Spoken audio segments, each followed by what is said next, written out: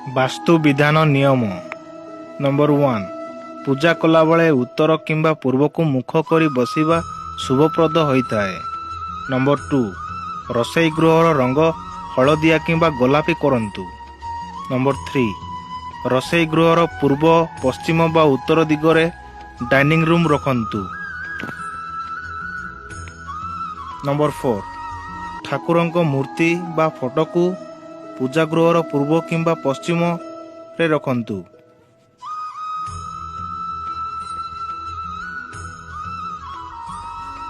Number 5, ଘରେ ଭଙ୍ଗାରୁଜା ଦର୍ପଣ ବା ଭଙ୍ଗା କାଚ ଗ୍ଲାସ ଆଦି ରଖିବା ଉଚିତ ନୁହେଁ। ନମ୍ବର 6, ଦୈନିକ ରୋଷେଇ ଆରମ୍ଭ ବେଳେ ଅଗ୍ନିଦେବଙ୍କୁ ଚିନ୍ତନ ଓ ଖାଦ୍ୟ ସମର୍ପଣ କରନ୍ତୁ। ନମ୍ବର 7, ଘରର ମୁଖ୍ୟ ଦ୍ୱାର ନିକଟରେ ସର୍ବଦା ଜଳପୂର୍ଣ୍ଣ ପାତ୍ର